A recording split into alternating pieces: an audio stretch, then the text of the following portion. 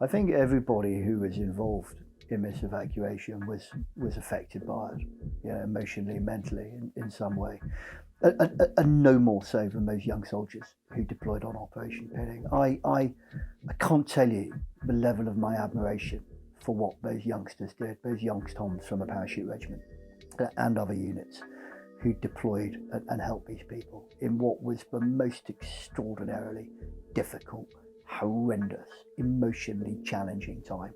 So my admiration is either, but I think everybody was involved. I wasn't there in Kabul, but I felt emotionally shattered throughout it. For 2 weeks, I was in my country. I took leave of absence from my work, but I stayed in Somalia because it offered me the easiest way of managing, what we were doing at the time.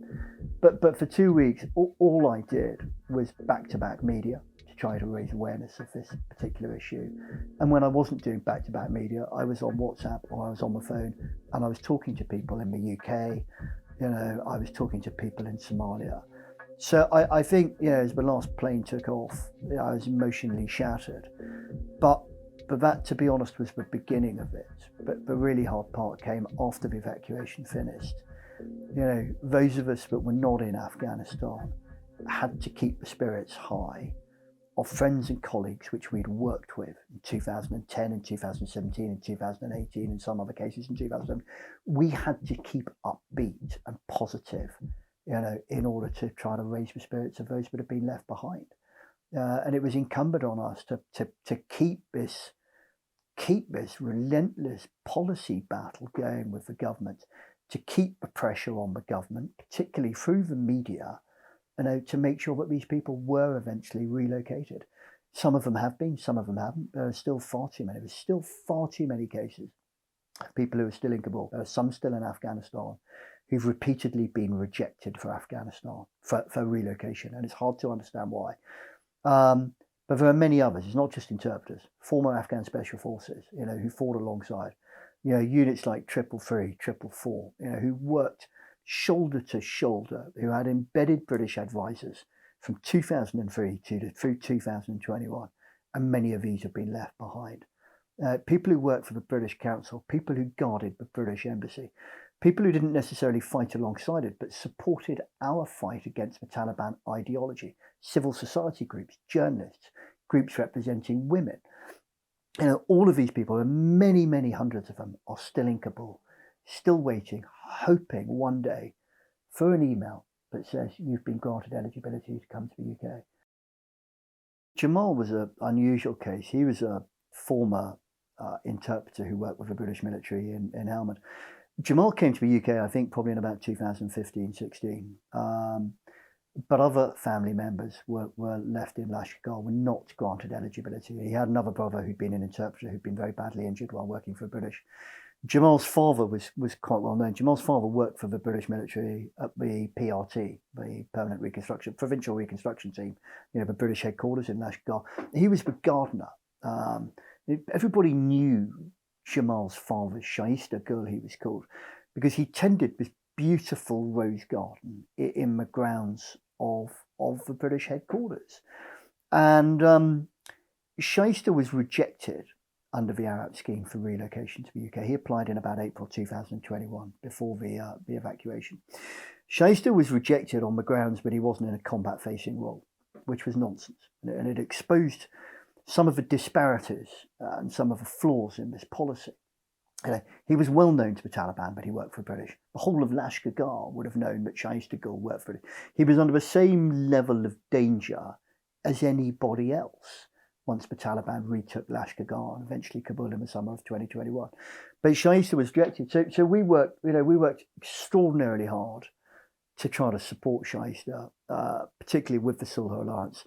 Shaista's case was reviewed by the Secretary of State for Defence just before Kabul fell. So I think it was reviewed early August. During Operation Pinning, Jamal's father, Shaista, received an email from the MOD to say, you are now eligible for relocation to the UK. He was in Lashkar Gah. The roads from Lashkar Gah through Kandahar to Kabul were owned effectively by the Taliban at that point. Shaista was told, get yourself to Kabul and we'll evacuate him. So I was working in Somalia at the time. I'd left the army. I was doing a job working with foreigners. So I was in Somalia. Jamal was living in Coventry. Shaista Gul, Jamal's father, was in Lashkar Gah.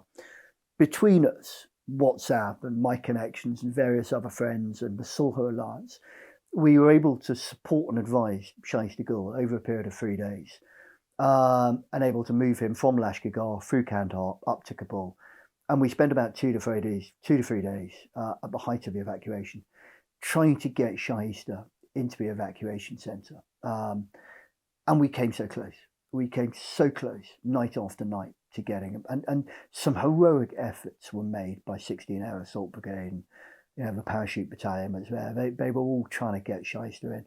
But for one reason or another, Shaista wasn't evacuated. And when the last flight left, Shaista was left in Kabul.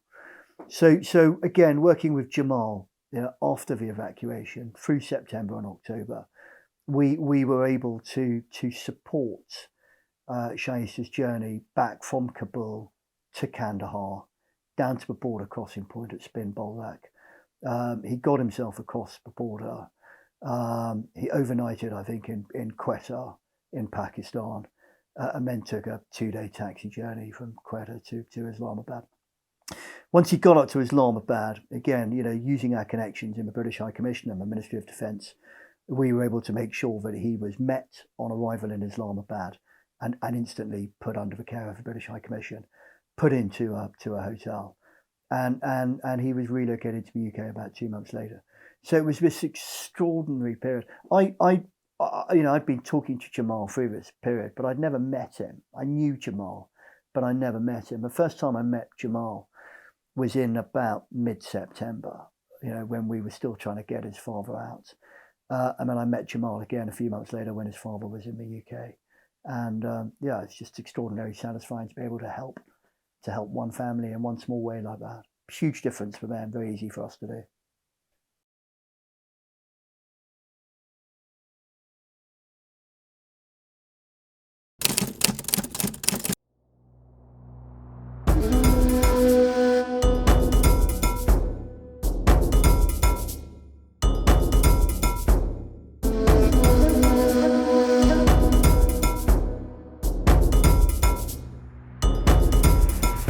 Mm-hmm.